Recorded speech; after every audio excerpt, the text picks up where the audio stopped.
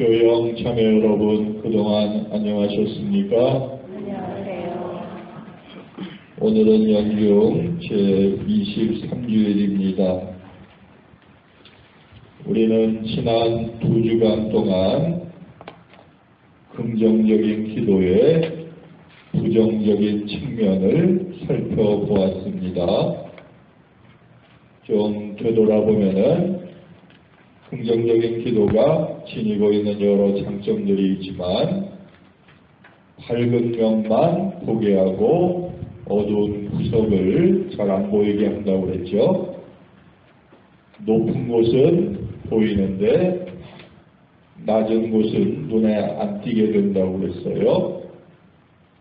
그래서 아름다운 노랫소리, 칭찬소리는 들리는데 가난한 사람들의 울음소리와 신음소리는 안 들리게 된다고 그랬습니다. 그런 긍정적인 기도의 부작용을 알고 긍정적인 기도를 바치건 부정적인 기도를 바치건 해야지 막무가내로 무조건 긍정적이면 다 된다고 생각해서는 안 되겠습니다.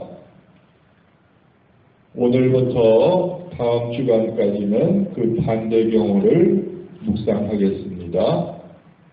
부정적인 기도가 지니고 있는 긍정적인 측면이에요. 평상시에 우리가 잘 생각하지 않는 부분이기도 하니까 깊이 있게 묵상해 보시기 바랍니다. 어느 사회에서나 여러 가지 이유로 부정적인 사람을 환영하지는 않습니다. 그것은 교회 안에서도 마찬가지죠. 특히 긍정주의 신앙을 신봉하는 사람들은 부정적인 사고방식을 금기시합니다. 이런 선입관은 부정적인 사고방식이 지닌 긍정적인 역할을 과소평가하게 되는 거예요. 여러분 모임에서도 맨날 삐딱한 소리나 하는 사람들은 환영받지 못하죠. 뭘 좀 모여서 해보자. 그럼 맨날 그런 소리 하는 사람이 있어요. 근데 그 사람이 하고 있는 역할이 있는 거예요. 아무리 부정적인 것이라도 명암이 있는 거죠. 단점이 있으면 장점도 있게 마련이에요. 따라서 부정적인 것이라고 해서 편견을 가지고 거부하는 것은 바람직한 일이 아닙니다. 한번 생각을 해보십시오. 아무리 낙관적이고 긍정적인 사람이라 하더라도 살면서 견디기 어려운 시련이 닥칠 때가 있죠. 그래서 험한 일을 당하면 무슨 생각이 듭니까? 어떻게 나에게 이런 일이 일어날 수 있나 하면서 하느님을 원망할 수 있어요. 한동안 기도도 안 하고 그분의 뜻을 몰라서 방황할 수 있는 거예요. 중요한 건 그런 게 아니죠. 원래 문제가 되는 건 뭡니까? 긍정적이냐 부정적이냐 하는 게 아니라 부정적인 자기 삶에서 긍정적인 의미를 못 찾는 거예요. 그러나 부정적인 체험이 너무 많아서 부정적인 사고 안에 갇혀서 살더라도 끝까지 포기하지 않고 기도하면 재밌는 것이 그 사람의 삶에는 별 문제가 안 생겨요. 긍정적으로 사는 사람보다 오히려 부작용이 적을 수도 있어요.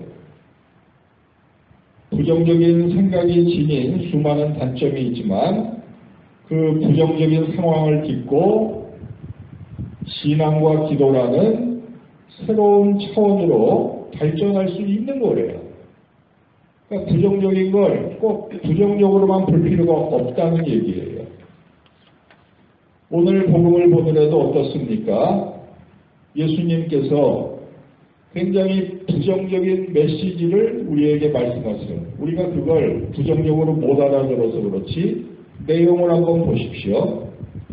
누구든지 내 제자가 되려면 가족뿐 아니라 자기 목숨까지 버려야 한다고 하는 거죠.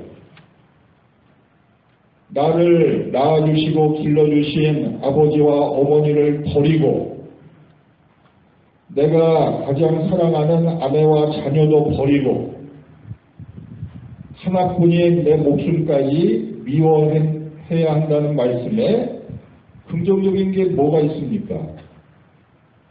이것은 우리가 평상시에 구사하는 어법과 상당히 다른 거예요. 여러분들 보통 어떤 사람을 사업 파트너로 삼으려고 설득하거나 아니면 연애를 하다가 결혼하자고 프로포즈할 때 어떻게 해요? 이것도 해주겠다. 저것도 해주겠다. 그렇게 꼬시죠? 안 그러면 그 사람이 넘어와요? 안 넘어와요? 안 넘어와요. 근데 예수님께서는 이렇게 긍정적으로 설득해도 따라올까 말까 한 제자들에게 뭐라 그러는 거예요? 모든 걸 버리라고 하십니다. 이 말을 알아듣는 건 쉬운 일이 아니에요. 네? 긍정적인 사고에 사로잡히는 사람들은 이 말을 못 알아듣습니다. 오히려 슬픔 속에 잠겨있는 사람, 사업에 실패한 사람, 진학에 실패한 사람, 회사에서 잘린 사람, 사랑에 배신을 당한 사람은 알아들을 수가 있을지도 몰라요. 우리가 비관적인 상황이 되면 긍정적으로 자꾸 생각해야 된다는 그런 형식 논리의 틀에 갇히게 되는데 그렇게 되면 부정이 지니고 있는 참된 가치를 발견할 수가 없어요. 이때 우리가 발견해야 할 것은 부정이 품고 있는 십자가예요. 그건 긍정이 아니라 그냥 십자가일 뿐입니다. 이것이 부정적인 것이 우리에게 전해주는 복음이기도 해요. 하느님께서 현실에서 주시는 십자가가 긍정적일 수는 없어요. 우리가 긍정적인 걸 좋아하지만 십자가가 어떻게 긍정적이겠습니까?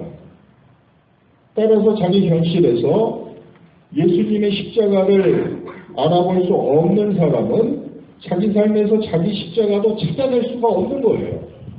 그 십자가를 지고 예수님을 따라가는 게 불가능한 거예요. 그래서 오늘 예수께서 뭐라고 그러시는 겁니까? 네 목숨까지 부정하라고 말씀하시는 거예요.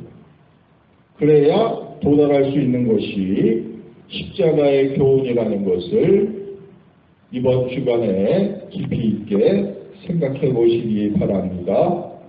이 삶의 진리를 되새길 수 있다면 우리가 일상에서 체험하게 되는 그 수많은 부정적인 체험을 무조건 거부하거나 이상하게 왜곡하고 미워하지 않고 그대로 받아들이고 십자가로 지고 모든 것을 버리면서 살 수 있게 된다는 점을 기억하셨으면 좋겠습니다.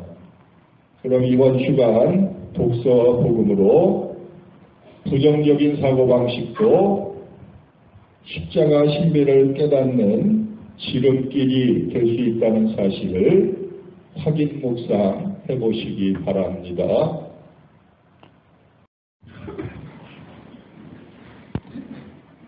우리가 아무리 긍정적으로 생각하고 긍정적인 것만 듣고 보고 긍정적으로 기도해도 십자가의 의미를 깨닫지 못하면 그것은 허위의식에 불과합니다.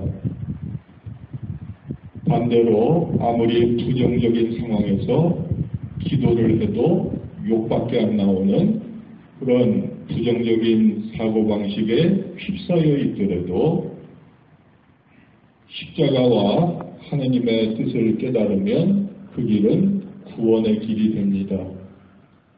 그런 기준을 갖고 자기 일상 기도를 살펴보시기 바랍니다.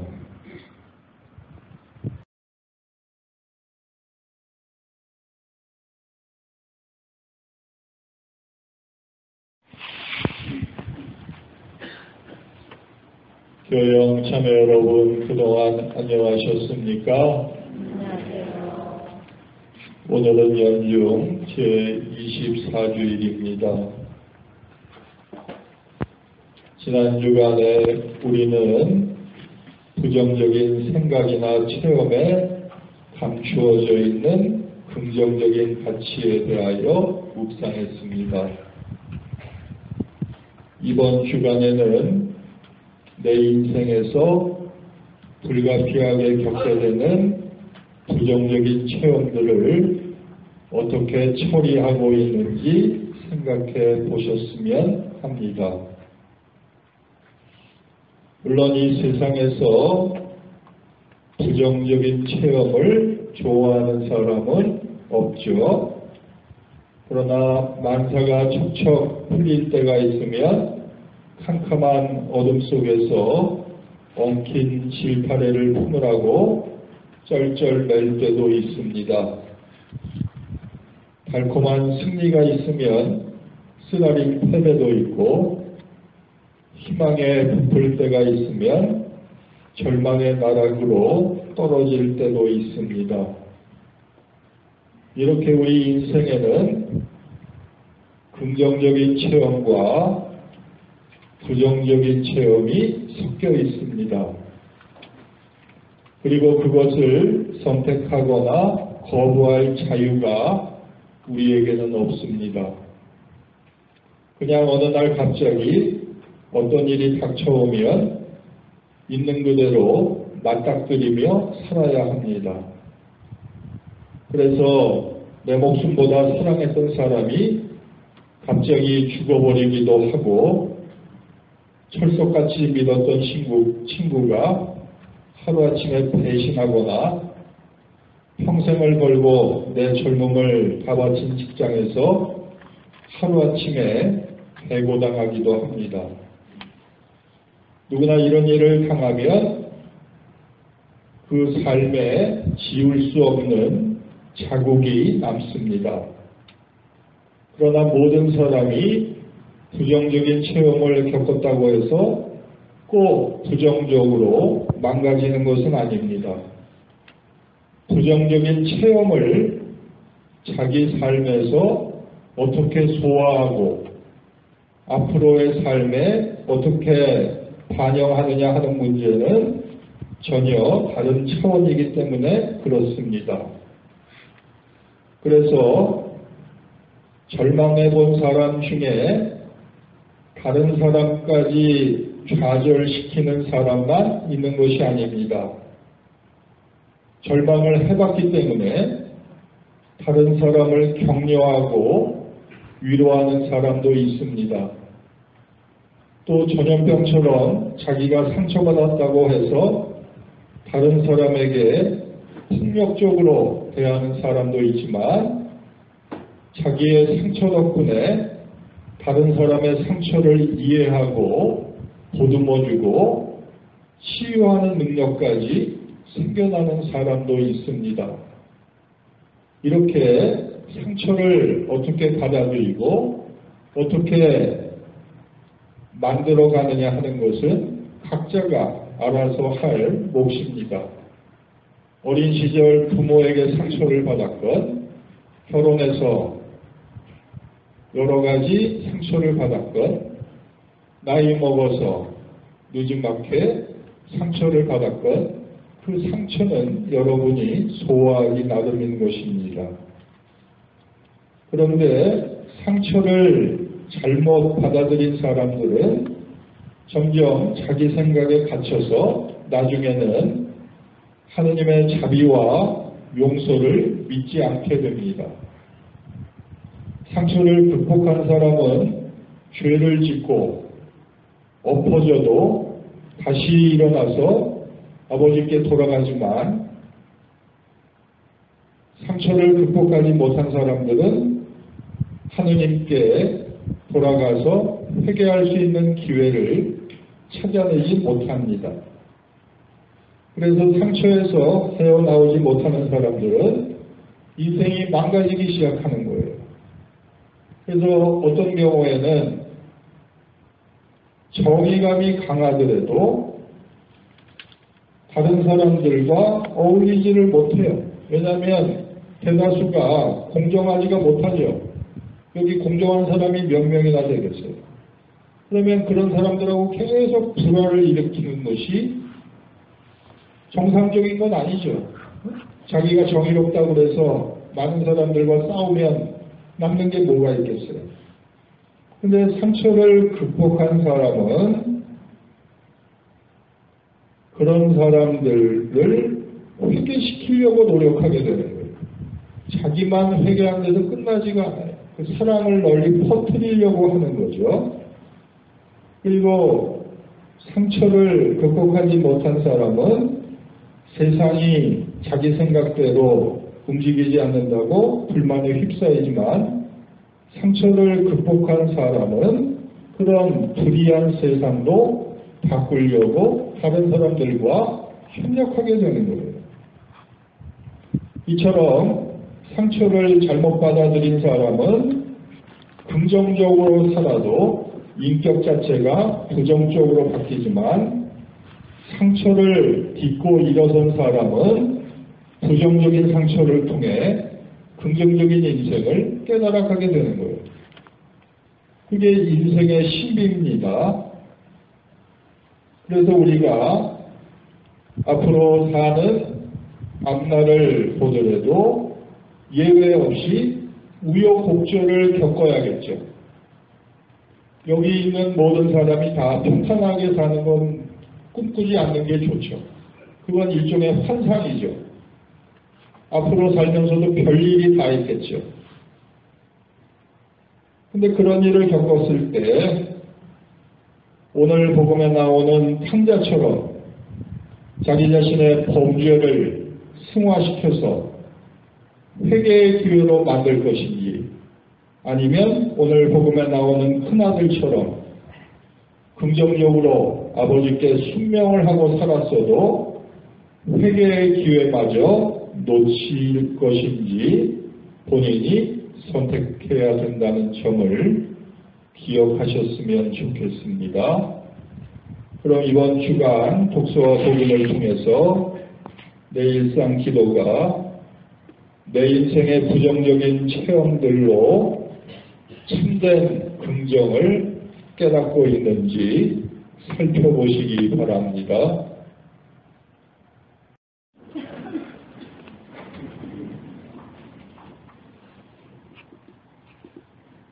회개는 용서의 체험입니다.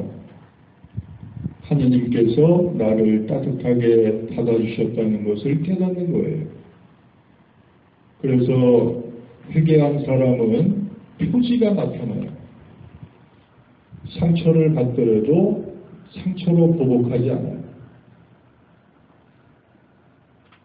그런데 내가 평상시에 어떻게 처신하는지 생각해 보셨으면 좋겠어요. 누가 나를 공격해 왔을 때 내가 어떤 태도를 취하는지, 그것으로 내가 회개한 상태인지 회개하지 못한 상태인지 드러난다는 걸 본인이 아실 수 있을 테니까 누가 나를 공격해 왔을 때 내가 따뜻한 마음으로 사랑으로 자비로 용서로 그를 대하는지 아니면 거꾸로 네가 나를 눈깔 하나 빼면 나는 네 눈깔 2개 다 뺀다 이런 식으로 싸우게 되는지 잘 살펴보시기 바랍니다.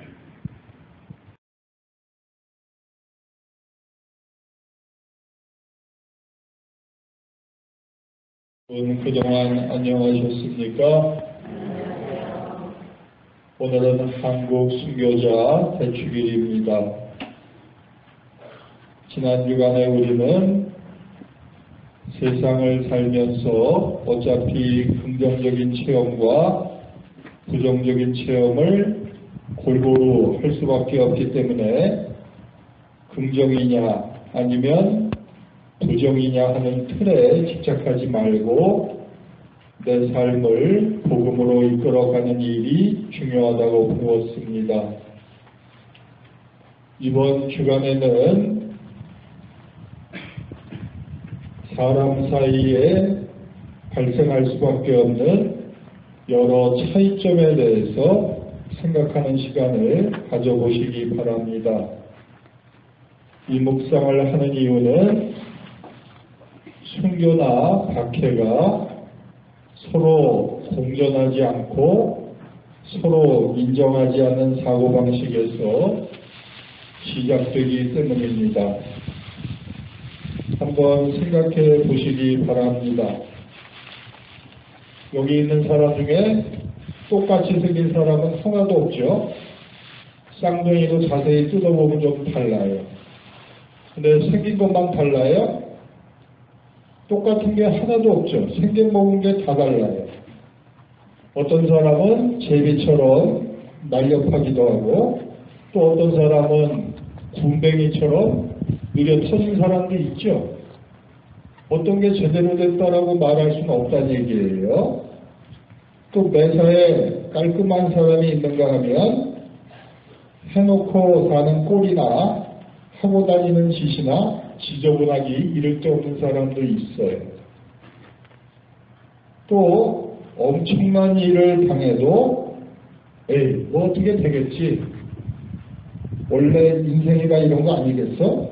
하면서 태평스러운 사람이 있는 반면에 별일도 아닌데 호들갑을 떨면서 어떻게 이런 일이 나한테 있을 수 있냐고 난리를 치는 사람도 있습니다. 그리고 사람마다 느끼고 받아들이는 방식과 취향도 다릅니다. 똑같은 일을 경험했는데도 어떤 사람은 그것이 자기에게 이득이 됐다고 생각하고 다른 사람은 손해가 됐다고 생각합니다. 또 같은 사물을 보더라도 아름답다고 느끼는 사람과 추잡하다고 느끼는 사람이 있습니다. 또 같은 사람과 함께 만났는데도 한 사람은 좋아하고 다른 사람은 싫어하게 되기도 합니다. 이런 이유로 한자리에서 같은 일을 겪어도 어떤 사람에게는 부정적인 측면이 커 보이고 다른 사람에게는 긍정적인 측면이 커 보입니다. 이런 차이는 누구의 잘못이 아니죠. 다만 문제가 되는 건 무엇입니까? 자기 자신만 옳다고 생각하면 그때부터 문제가 시작되는 거예요. 그거는 가족 간에도 마찬가지고 여러분들이 속해 있는 조직에서도 마찬가지고 국가 간에도 마찬가지예요. 남북한의 문제도 마찬가지예요. 그래서 우리도 일상생활에서 나와 다르게 생각하거나 다르게 느끼는 사람을 이상하다고 생각할 수는 있죠. 그러나 그것이 내가 옳고 그 사람이 틀려먹은 건 아니죠. 자기 자신만 정상이고 다른 사람들이 모두 다 비정상이라고 생각하다 보면 자기 혼자 세상 사는 일은 편해질지 모르지만 그 사람 때문에 세상은 불편해지고 불행해지는 거예요. 딴 사람들을 괴롭히게 돼 있어요. 우리 순교자들을 박해하던 사람들도 그랬던 거죠. 자기 자신만 옳다고 생각하고 자신과 다르게 생각하고 다른 것을 믿는 사람들은 다 죽여버리면 된다고 믿었던 거예요. 이렇게 공존하지 않고 자신이 행사할 수 있는 힘으로 다른 사람들을 억누르면 뭐가 해결될 것 같죠. 근데 그것은 오히려 공멸로 가는 비극이 시작되는 거예요. 많은 사람들을 한데 모아놓고 무엇을 하다 보면 언제나 여러 문제가 발생할 수밖에 없죠. 우리 집안이나 사회나 국가에서도 민족이 다르고 사상이 다르고 신앙이 다르기 때문에 이런 차이가 존재하는 거예요. 근데 그걸 무시해버리면 하루라도 조용할 날이 없는 거예요. 계속 다툼이 일어나는 거예요. 그래서 서로 다름을 탓하지 않고 인정해야 돼요. 함께 하려고 해야 돼요.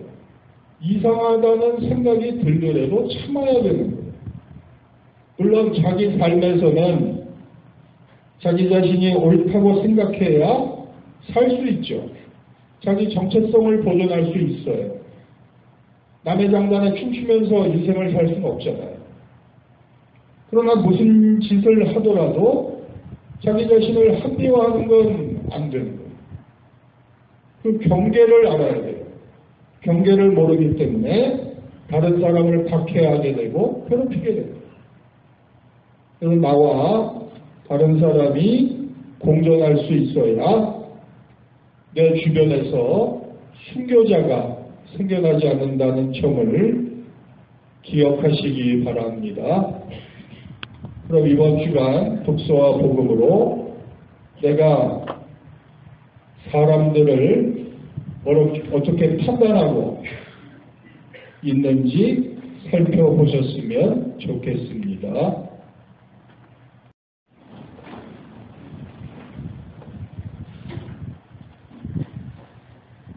우리 사람이 할 수 있는 부정적인 체험 중에 순교는 몇 손가락 안에 꼽힐 정도로 잔혹합니다.